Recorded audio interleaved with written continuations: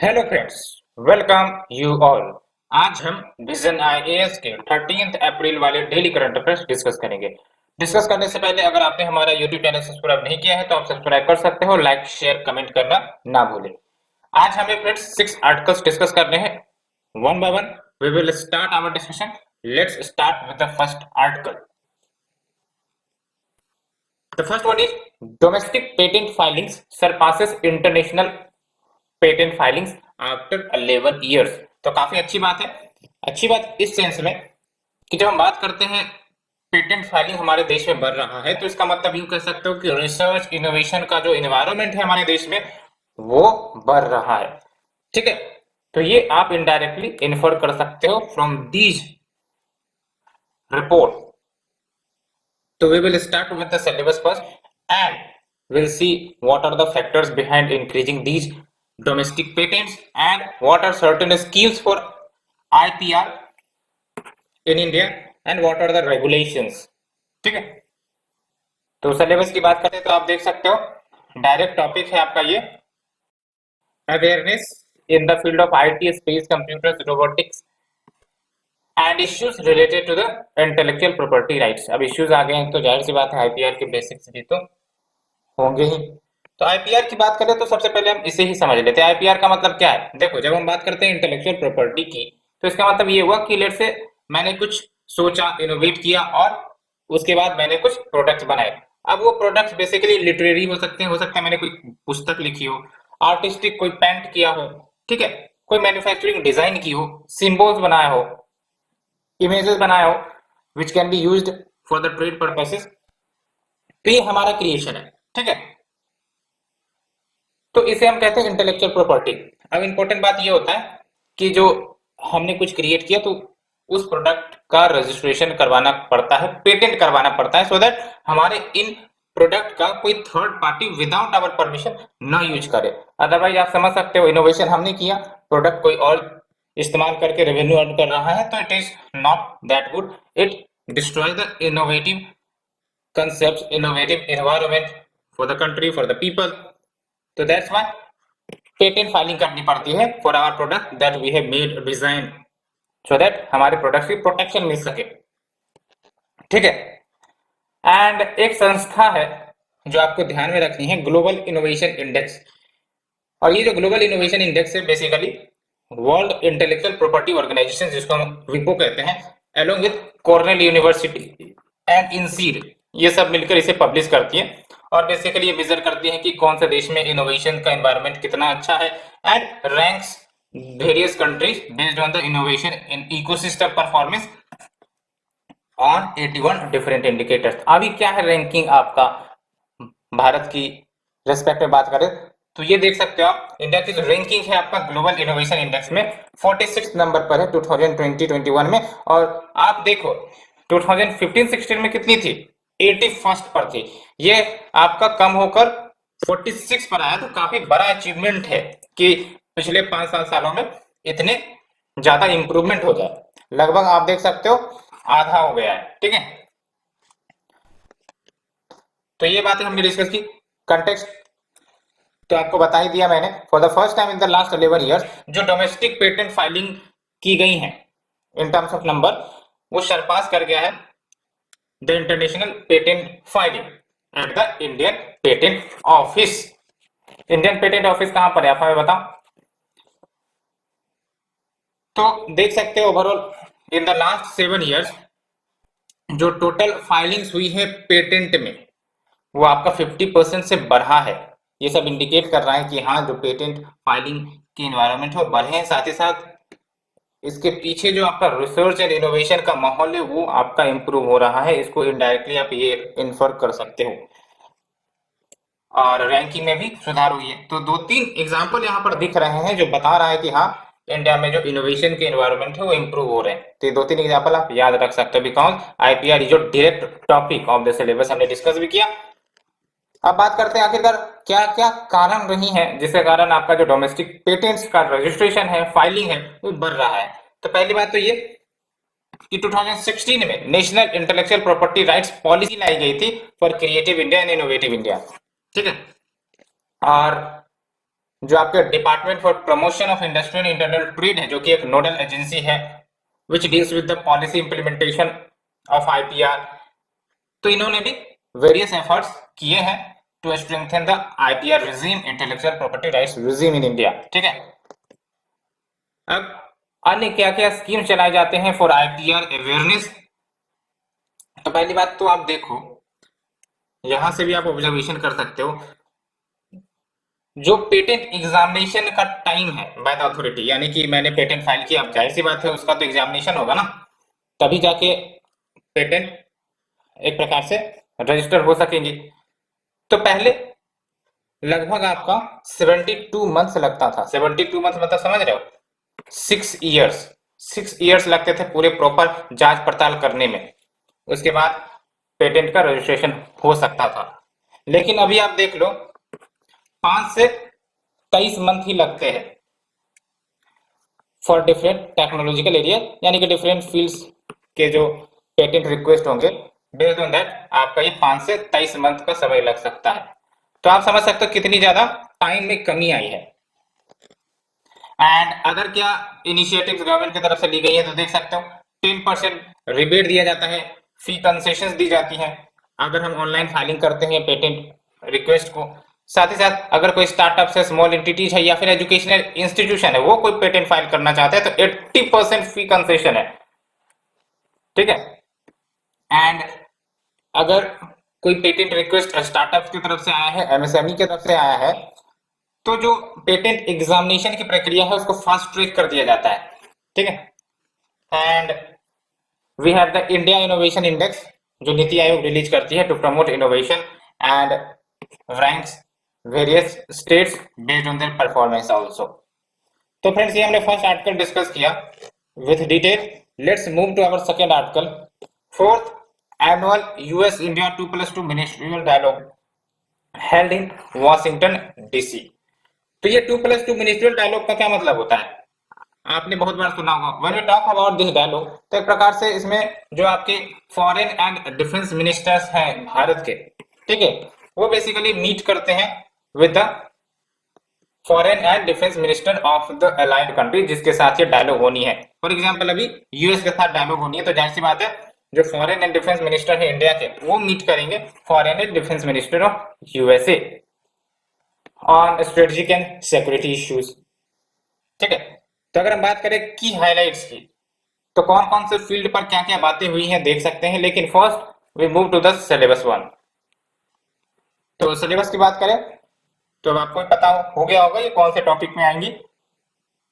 देख सकते हो, bilateral regional global groupings agreements involving India और affecting India interest, India US. ठीक है, इंडिया यूएस के बीच अभी जो ट्रेड वैल्यू है वो कितनी है आप हमें बताना। सो अगर हम बात करें की हाईलाइट की, तो मैरीटाइम कॉर्पोरेशन पर कुछ बातें बनी हैं, जैसे फॉर एग्जांपल जो मिनिस्टर्स हैं वो इंडिया जो आने वाले समय में को होस्ट करने वाला है Indo Pacific army chiefs conference, जिसको हम आईपीएसीसी कहते हैं, and Indo Pacific आर्मीज management seminar 2023 में, तो बेसिकली इन पर कुछ बातें सहमति हुई हैं। एंड अल्टीमेटली ट्रेड के रिस्पेक्ट में आप देख सकते हो 12th ministerial meeting India US trade policy forum की, as well as renewal of working group discussions, ये सब आने वाले समय में की जाएंगी, so that bilateral trade expand किया जा सके। मार्केट एसेस अगर बैरियर्स है, कुछ मार्केट एसेसिबिलिटी में अगर कोई बैरियर है दोनों देश के बीच, तो उसको रिमूव करने का प्रयास किया जाएगा। And ease of doing business को प्रमोट किया जाएगा, सो दैट दोनों देश के बीच जो ट्रेड है, ठीक है, बिजनेसेस हैं, वो इंप्रूव हो सके। स्पेस के क्षेत्र में भी आपका कॉपरेशन देखने को मिला है। एमओयू साइन की गई है स्पेस सिचुएशनल अवेयरनेस के ऊपर, सो दैट जो सैटेलाइट्स हैं दोनों देशों के, उसकी प्रोटेक्शन की जा सके। When we talk about space situational awareness, इसका मतलब ये हुआ कि स्पेस में जो भी गतिविधियां हो रही है उस पर नजर रखना। जैसे फॉर एग्जांपल हमारी सैटेलाइट है, अगर हमारे सैटेलाइट को कोई नुकसान पहुंचने की आशंका है, तो पहले ही जानकारी मिल जाए कि हाँ नुकसान पहुंच सकता है, कोई अटैक कर सकता है, तो फिर हम जो है अपना डिफेंसिव मोड ऑन करके अपने सैटेलाइट को बचाने का प्रयास कर सकते हैं। ठीक है, and another cooperation in the field of space, देख सकते हो जो NASA ISRO synthetic aperture radar satellite का जो प्लान लॉन्च है जो इंडिया से लॉन्च की जाएगी 2023 में, उस पर भी डिस्कशन हुई है। निशार सैटेलाइट कहते हैं इसको, हमने डिस्कस भी किया था। एंड न्यू डिफेंस डोमेन्स, इस पे क्या बातें हुई है तो देख सकते हो, साइंस एंड टेक्नोलॉजी में कोलैबोरेशन को डिपेंड किया जाएगा, ठीक है। साथ ही साथ जो न्यू डिफेंस डोमेन्स है, फील्ड्स है, उसको ओपन किया जाएगा, like your space, artificial intelligence and cyber related matters. Defence cyber में कॉपरेशन की बात की गई है। Special forces field along with LEMOA, जिसको हम कहते हैं logistic exchange memorandum of agreement, जो इंडिया और यूएस के बीच साइन हुआ था, आपको पता है, आई थिंक कि 2016 में साइन हुआ था ये लेमोआ। एक बार आप कंफर्म करके हमें कमेंट सेक्शन में बता सकते हैं। तो इस पर कॉपरेशन और ज्यादा मजबूत करने की बात हो रही है। साथ ही साथ जो defence technology and trade initiative है, इसको रिवाइटलाइज किया जाएगा by joint projects on various advance emerging and critically military technologies. And global health में भी कॉपरेशन की बात हुई है, जैसे फॉर एग्जांपल जो US aid supported COVID learning programme है, उसको एक्सपेंड किया जाएगा।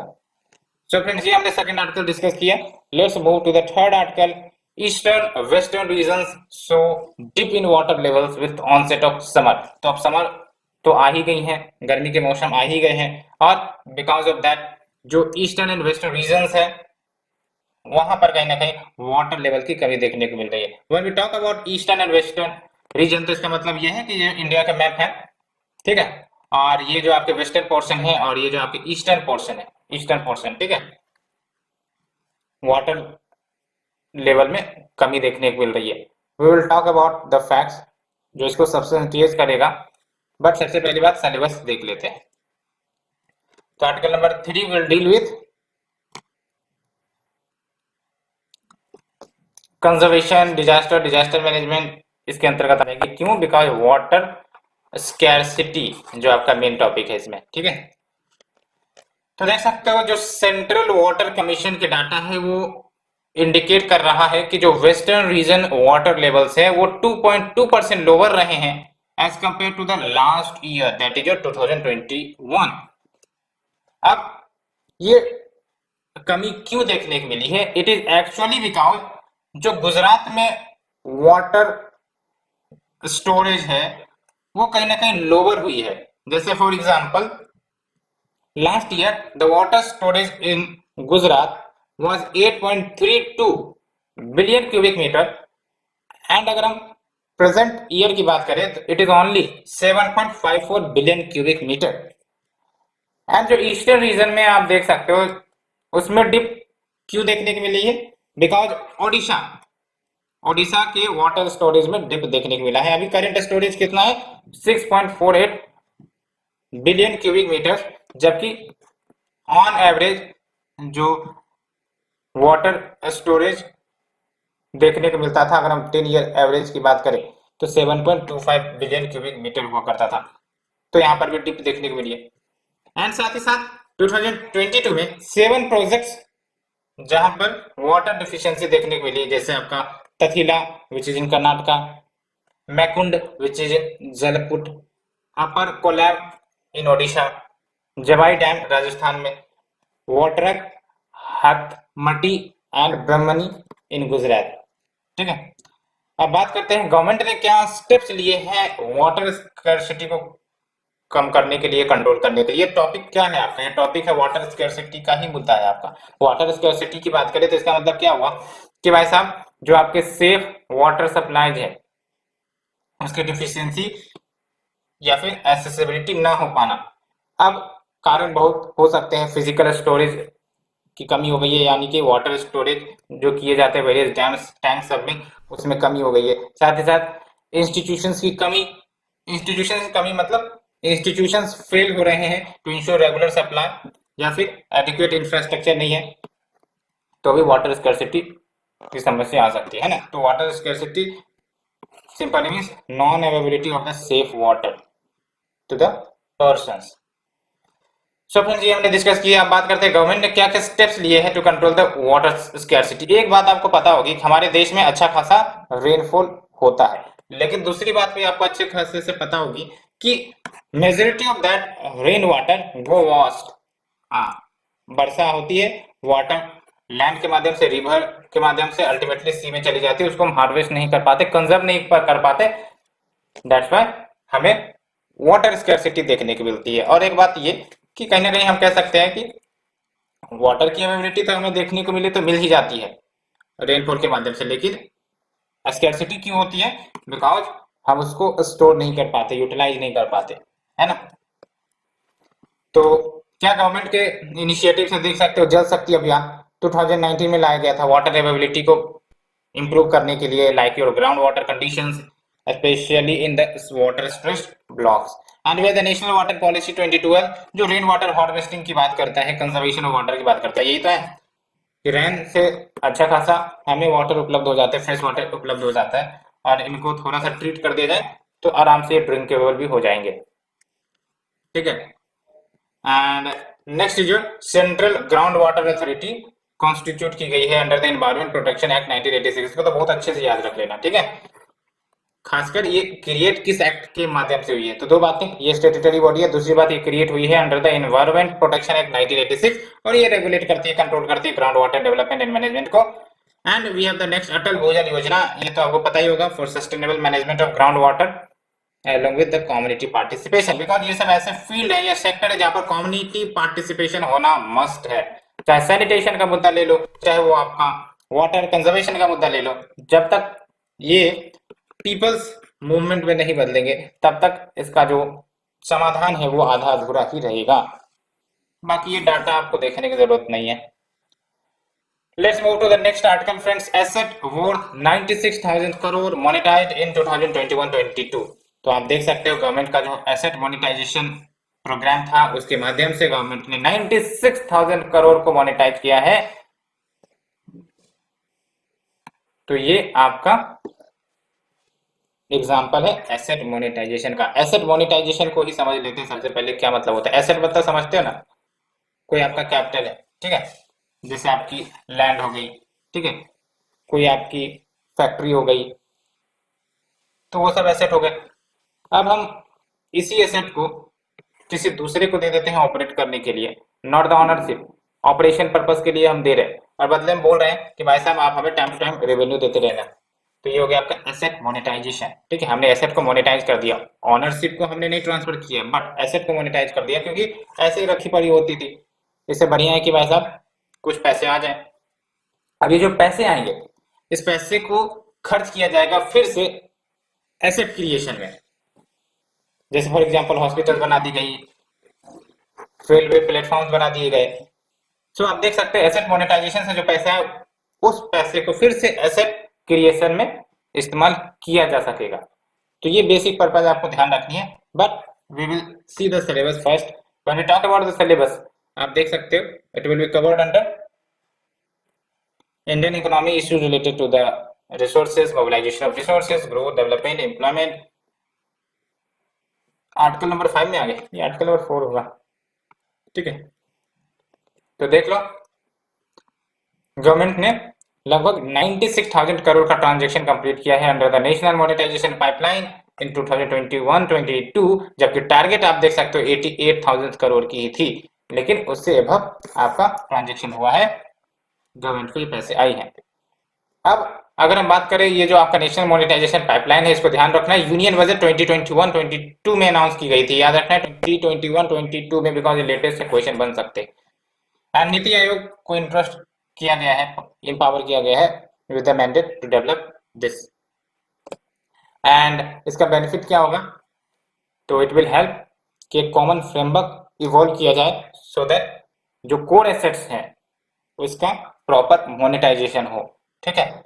जब हम बात करते हैं कोर एसेट्स की, तो कोर एसेट ऐसे एसेट्स होते हैं which is very important for the business purposes of एक company, of an entity, and इसका इस्तेमाल इंफ्रास्ट्रक्चर सर्विसेज डिलीवरी करने के लिए इस्तेमाल की जा सकती है टू द पब्लिक या यूजर्स, तो इनको हम कोर एसेट कहते हैं, ठीक है। एंड ये जो फ्रेमवर्क है कोर एसेट मोनेटाइजेशन का, इसमें 3 की इंपेरेटिव है। पहला है कि राइट्स मोनेटाइज किए जा रहे हैं, नॉट द ओनरशिप। ये तो बात मैंने आपको भी चिक कर बताई थी कि राइट्स मोनेटाइज किए जा रहे हैं, it is not the ownership. Ownership नहीं ट्रांसफर किया जा रहा है। कोई रेलवे ट्रैक है, ठीक है, अब रेलवे ट्रैक ले से कि कोई एंटिटी को यहाँ पर ऑपरेशनल राइट दे दे कि आप कोई अपने प्राइवेट ट्रेन, टूरिज्म वाले ट्रेन चला सकते हो, ठीक है। तो यहाँ पर आप देख सकते हो ऑनरशिप राइट नहीं दी गई है रेलवे ट्रैक की, बल्कि ऑपरेशनल राइट दी गई है कि ठीक है आप ऑपरेट करो हमारे रेलवे ट्रैक पर, बस बदले में आप हमें पैसे देना, रेवेन्यू देना, ठीक है। It is simply leasing out, does not mean ownership. And the second is your brownfield de-risked assets with stable revenue generation profile, यानी कि वैसे एसेट्स को मोनेटाइज करो जहां से आपका स्टेबल रेवेन्यू जनरेशन हो। And with the structured partnership under defined contractual framework, तो जिसके साथ हम पार्टनरशिप करेंगे should have defined contractual frameworks so that कोई कंफ्लिक्ट या फिर कोई इशू ना आए। नेक्स्ट ये फंडिंग की बात करें तो बजटरी सोर्स हो गया, सेंट्रल एंड स्टेट बजट, या फिर प्राइवेट या फिर एक्स्ट्रा बजटरी सोर्सेज भी हो सकते हैं, अल्टरनेटिव फाइनेंसिंग सोर्सेज, ये सब है आपके। एंड एसेट मोनेटाइजेशन की बात करें तो इसका मतलब क्या हुआ कि जो हमारे एसेट्स है, जैसे गवर्नमेंट के जो एसेट्स है उसको हम इकोनॉमिक वैल्यू में ट्रांसफॉर्म कर दो, अदरवाइज जो एसेट्स है वो धरी की धरी रह जाएंगी, उससे कोई इनकम नहीं आ रहा। इससे बढ़िया उसको इकोनॉमिक वैल्यू में ट्रांसफॉर्म कर दो, यानी कि लीज पर दे दो, सिंपली कहने का मतलब ये। और इंपॉर्टेंट बात ये है कि जो एसेट मोनेटाइजेशन होता है ना, it is a part of governments non डेब्ट कैपिटल रिसिप्ट। कैसे? बिकॉज ये कोई डेब्ट क्रिएट नहीं कर रही है गवर्नमेंट पर, है ना, कि बाद में ये जो पैसे आए उसको रिपेन कर रहे हैं, लोन तो नहीं ले रही ना सरकार, यही पैसे आ रहे हैं गवर्नमेंट के प्रॉपर्टीज आ रहे हैं in the form of revenue, इसलिए ये आपका नॉन डेब्ट कैपिटल रिसिप्ट होगा। ये अच्छे से याद रखना है, asset monetisation is a constituent of non-debt capital receipt and इसके तहत पब्लिक इंफ्रास्ट्रक्चर ऑफर किए जाते हैं प्राइवेट सेक्टर को या फिर इंस्टीट्यूशनल इन्वेस्टर्स को via structure vehicles and mechanism with proper regulation. And आप देख सकते हो जब हम बात करते हैं well strategised asset monetization programme, तो इसमें तो एक आपका होता है कि हम एसेट मोनेटाइज करेंगे, ठीक है। एंड दूसरी इंपॉर्टेंट बात, जो पैसे आए हैं उसको री इन्वेस्ट करेंगे into asset creation that the citizens desire। And तीसरी इंपॉर्टेंट बात ये होती है कि ये जो आपके पैसे आते हैं definitely it helps in new asset creation without increasing the डेब्ट लेवल, ठीक है। अब जो पैसे आए, अब इसके माध्यम से हम कोई हॉस्पिटल्स या फिर एजुकेशन सेंटर्स ये सब ओपन कर सकते हैं। इसके लिए हमने लोन तो नहीं लिया ना, हमने मोनेटाइज कर दिया एसेट को, वो पैसे आ गए, that money is called your what, non डेब्ट कैपिटल रिसिप्ट। तो ultimately it will helpful in creating new asset। and next is your target efficiency gains, competitions, improved performance monitoring, साथ ही साथ इन्वेस्टमेंट अपॉर्चुनिटीज को एनहांस किया जाए, depth and liquidity in infrastructure, ये सब कुछ है। तो होप फ्रेंड्स मैंने ये आर्टिकल डिस्कस किया, आपको अच्छे से समझ में आ गई होगी। Let's discuss the next article. India holds maiden ministry of external affairs led inter ministerial coordination group. तो बेसिकली जो आपका इंटर मिनिस्ट्रियल कोऑर्डिनेशन ग्रुप है, इसका पहला मीटिंग कन्वीन की गई है इंडियन फॉरेन सेक्रेटरी के द्वारा, और इसमें जो भी कंट्रीज है सार्क देशों के, सार्क में आप हमें बताओ कौन कौन से देश आ जाते हैं। सार्क मतलब है ना south Asian association for regional cooperation, ठीक है। तो ये देश तो शामिल है ही है, साथ ही साथ म्यांमार को भी शामिल किया गया है इस इनिशिएटिव में। तो हम स्टार्ट करेंगे with this article, but let's start with the discussion of syllabus first. तो सिलेबस की बात करें, इंडिया नेबरहुड रिलेशंस में आ जाएंगे ये, ठीक है, bilateral regional global grouping agreements, ठीक है। तो आप देख सकते हो ये जो आपका फर्स्ट मीटिंग हुआ IMCG का, इसका मेन फोकस क्या है कि क्रॉस बॉर्डर इंफ्रास्ट्रक्चर को क्रिएट करें सो दैट जो ट्रेड है नेपाल के साथ उसको एनहांस किया जा सके, साथ ही साथ रेलवे कनेक्टिविटी इंप्रूव किए जाए बांग्लादेश के साथ, जो स्पेशल नीड्स है भूटान की उसको भी एड्रेस किया जाए, मालदीव के नीड्स है उसको एड्रेस किया जाए, along with providing the humanitarian assistance to Afghanistan and Myanmar, and fisheries issues को कैसे हैंडल करना है, डील करना है विद श्रीलंका, इन सब मेन मुद्दे पर बात हुई है। और अगर हम बात करें IMCG की, तो IMCG को सेटअप किया गया है as a high level mechanism secretary level पर to mainstream India's neighbourhood first policy, because इसमें कौन कौन से देश आ रहे हैं, है ना, सार्क देश आ रहे हैं, सार्क देश इंडिया के नेबरहुड ही तो है, ठीक है। और IMCG जो है आपका, it is supported by inter ministerial joint task forces, जो कन्वीन की जाती है concerned joint secretaries in the ministry of external affairs. And IMCG का बेसिक एम यही है कि कैसे ये institutional coordination various government authorities के क्रॉस इंप्रूव करे एंड कॉम्प्रिहेंसिव डायरेक्शन प्रोवाइड करे to the whole government approach. And इसका बेसिक एम एंड ऑब्जेक्टिव की बात करें तो बेटर कनेक्टिविटी इंश्योर करो नेबरहुड देशों के बीच, स्ट्रॉन्गर इंटरलिंकेजेज हो, greater people to people contact बढ़े, इंडिया के रिलेशंस इंप्रूव हो with the neighbouring countries. SAARC की बात करें तो मैंने आपको बताया भी है, it is an economic and political organisation जिसमें 8 कंट्रीज शामिल है। कैसे याद रखना है? ऐसे, इसको ऐसे कर लो, 8 कंट्रीज शामिल है, ठीक है, साउथ एशिया के कंट्रीज। 1985 में इसको स्टेब्लिश किया गया था एंड उस समय आप देख सकते हो बांग्लादेश, भूटान, इंडिया, मालदीव, नेपाल, पाकिस्तान एंड श्रीलंका ने इस चार्टर को एडॉप्ट किया था। लेकिन अफगानिस्तान बाद में जुड़ा है, जो कि आपका 8th मेंबर है। 2007 में अफगानिस्तान जुड़ा था, ठीक है।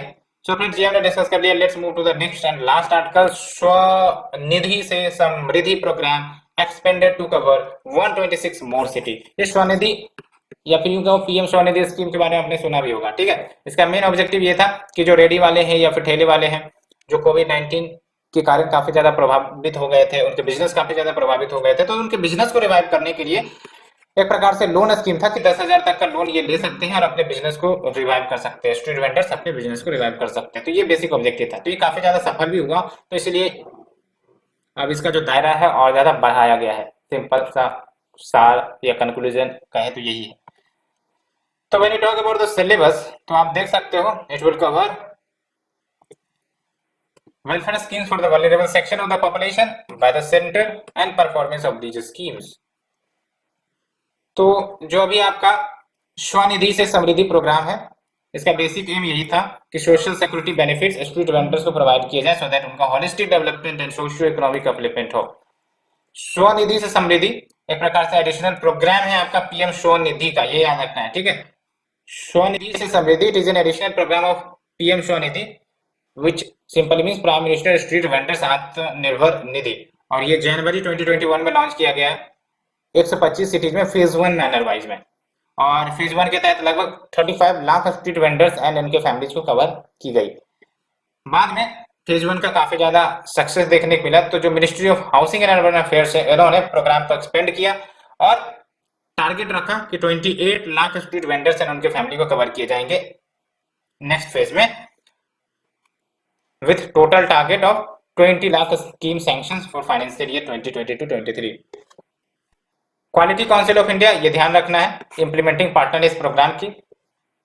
पीएम स्वनिधि के बारे में मैंने आपको बता ही दिया है, it is central sector scheme. Central sector scheme यानी कि इसमें जो भी पैसे खर्च होंगे वो सेंटर बोर्ड करेगा, स्टेट बोर्ड नहीं करेगा, ठीक है। तो PM Svanidhi it is central sector scheme और इसको जून 2020 में लॉन्च की गई थी so that affordable working capital loan street vendors को दी जा सके 10,000 तक का, ठीक है।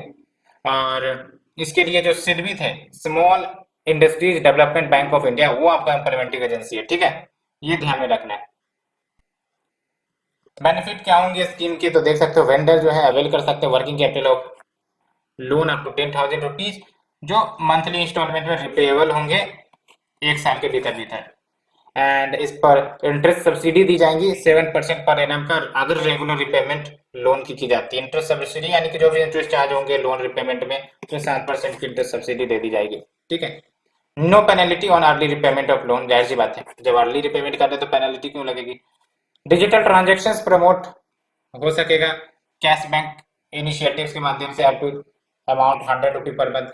एंड जो वेंडर्स है वो आपका इंस्टॉलेशन ऑफ क्रेडिट लिमिट की फैसिलिटीज का अवेल कर सकते हैं अगर वो टाइमली या फिर अर्ली रिपेमेंट लोन का करते हैं। सो फ्रेंड्स, ये हमने डिस्कस किया बेसिक स्कीम्स के बारे में।